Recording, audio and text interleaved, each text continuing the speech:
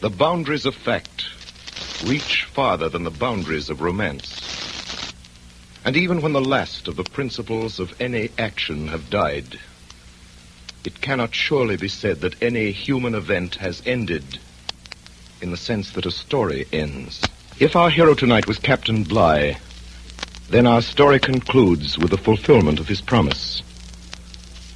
For Captain Bligh, sailing without charts or instruments, against thirst and hunger, against heat and cold, after 41 perilous days on the open sea, brought the launch of the Bounty with its crew of 19 souls into the Dutch port of Timor, 3,618 miles from where they had been set adrift.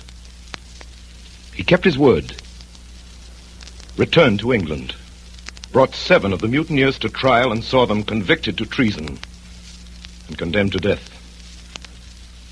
If our hero was Roger Byam, then the story still has a happy ending. For in spite of Captain Bligh, and quite in keeping with the best traditions of melodrama, he was reprieved from hanging at the 11th hour and lived to marry a girl and to become a captain in the British Navy. As to Mr. Christian, the end of his story has not been written. It has been told that with his wife Tahani and a few of the mutineers, he sailed the Bounty far off the trade lanes to an island they called Pitcairn.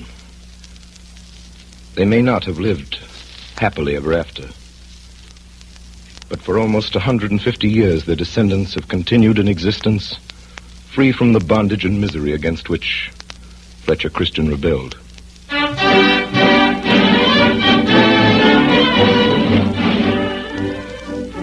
In a moment or so, Orson Welles will return to the microphone with his guest of the evening, Mrs. Dorothy Hall, a person who has had direct contact with the descendants of the mutineers and who has been recently and dramatically associated with life on Pitcairn Island.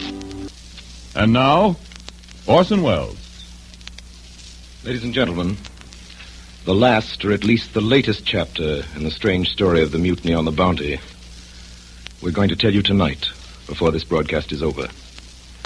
It was written only last summer, and only a few miles from this studio.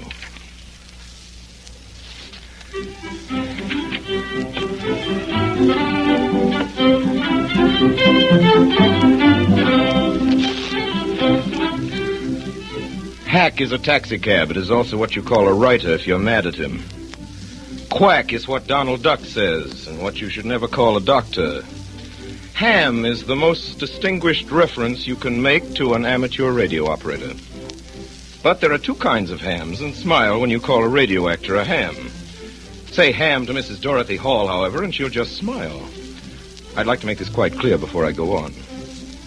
When you say radio ham to me, it is either dramatic criticism or fighting words, depending on how big you are. But okay around Mrs. Hall, because ham is just a pleasant reminder in the queer vernacular of her own people that she has passed tests A and B of the Federal Communications Commission and belongs to the elect among amateur radio operators of the world. Mrs. Hall's kind of ham pioneered radio. Mrs. Hall's kind of ham stays up late and gets up early, eats irregularly, rescues flood victims, and talks like an E. Phillips Oppenheim spy into an H.G. Wells machine, thinking nothing of such phrases as QRM, QC, QRT, and QSL, the exact meaning of which I am not entirely certain. 88, however, means love and kisses. This I have committed to memory in several languages. 88. Y15KG is what Mrs. Hall assures me she calls His Royal Highness Crown Prince Faisal Gossel of Iraq. I said Crown Prince Faisal Gossel of Iraq. And there are a lot of other hams, Mrs. Hall's kind, I mean. There is W5DEW, for example, who is Mary, the Dewdrop of Texas, and the mother of 4 children. There is Howard Hughes. There is Wilmer Allison, the tennis star. There is Dr. James Hard, the John D. Rockefeller of Mexico, who's invested $150,000 in amateur radio. This is the son of Herbert Hoover, too, and Andy Sinella, the band leader, and about 85,000 others, including Amos of our own Campbell Soups, Amos and Andy. I don't know what makes a ham. Mrs. Hall's kind, I mean. But I do know that it's very lucky for an awful lot of people that hams do exist. And 214 of those lucky people are especially lucky and especially grateful to Mrs. Hall. They are the 214 great-grandchildren and great-great-grandchildren and great-great-great-grandchildren of the crew of the HMS Bounty. Remember the headlines? Pitcairn Islanders face starvation, Bounty survivors isolated by typhoid rumor, Queen's woman rallies British to aid survivors, radio amateur acts to save starving inhabitants. Well, that was only last summer, and only last summer it was that the rumors of a dangerous epidemic forced the little island into a tragic quarantine that threatened to erase all life from Pitcairn. That same Pitcairn, that same paradise that Mr. Christian and the rest of them founded 150 years ago in tonight's story. What happened was this. Stories of a contagious disease on Pitcairn Island spread faster than any disease through the islands, from Panama to Tahiti, from Samoa to New Zealand, and boats, all of them, from the biggest traders to the littlest tramps, kept off. The harbor was closed. Pitcairn Islanders watched them, boats with food and, most vital, with medical supplies, sail past them almost within shouting distance and away into the sky. And so it was that slow death and death by torture faced a community in the very presence of civilization, faced a people whose ancestors had known this torment and this kind of death. And here's how another chapter was written in the saga of the Bounty. Andrew Young, descendant of midshipman Edward Young, latitude 25 minutes, 4 seconds south, longitude 130 minutes, 6 seconds west, fighting time, fighting the ebbing power of his radio transmitter, found an old friend in the ether whom he knew well and whom he had never seen 7,740 miles away. A colleague in the great good fellowship of radio hams.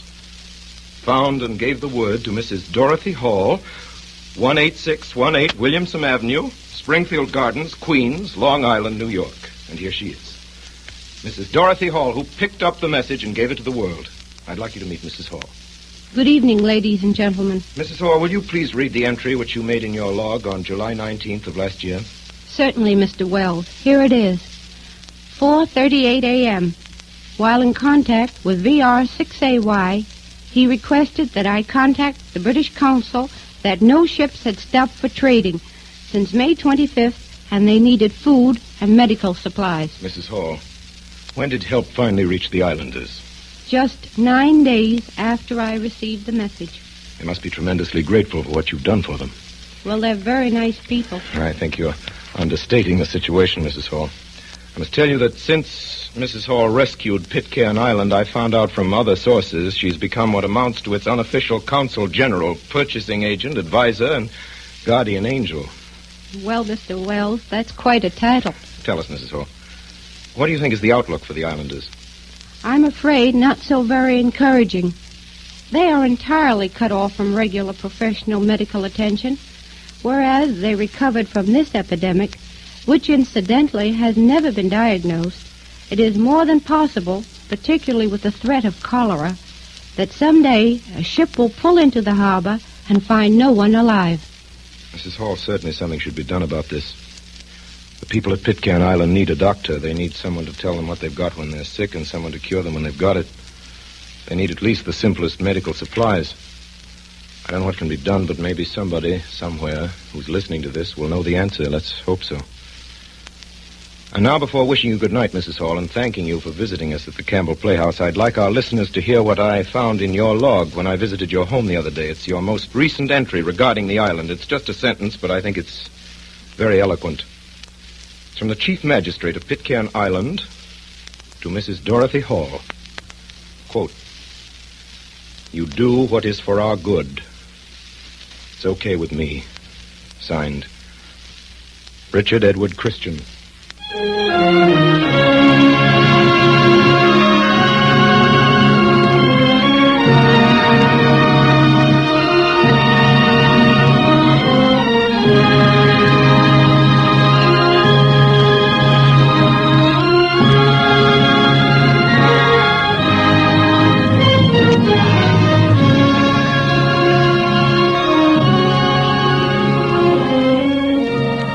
In tonight's broadcast of Mutiny on the Bounty, Captain Bligh was played by Orson Welles. Roger Byam was played by Carl Frank. Joseph Cotton was Fletcher Christian. Thomas Burkett was played by Ray Collins. Mr. Fryer by Frank Reddick. Morrison by Myron McCormick. Edgar Barrier was Purcell. Richard Wilson was Thompson. William Allen was Samuel, and Memo Holt was Tahani. Don't fail to listen in next Friday night when Orson Welles brings to the Campbell Playhouse Burgess Meredith in that lovable, laughable bestseller of a dozen years ago, The Chicken Wagon Family.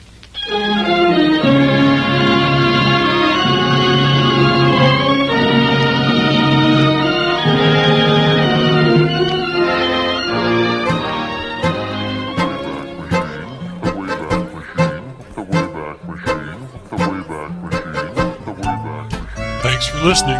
Stay tuned. It's a madhouse! A madhouse!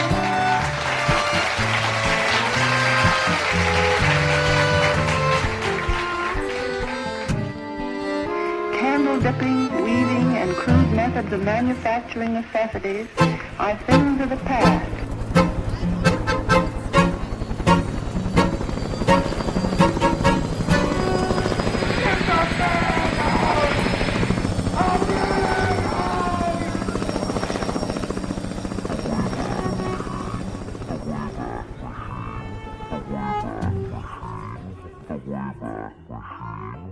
Wayback machine.